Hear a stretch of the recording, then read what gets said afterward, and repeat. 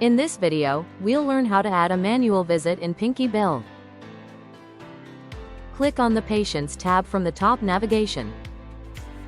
Use the filters to search and select the patient.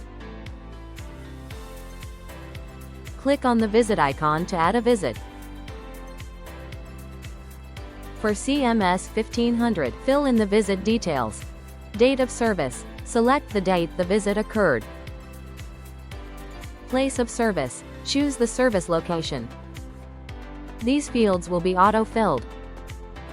Referring provider. Optional, if referred by another physician.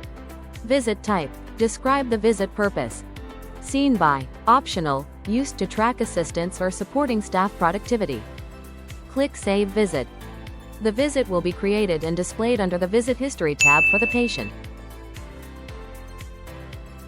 For NCPDP, fill this form.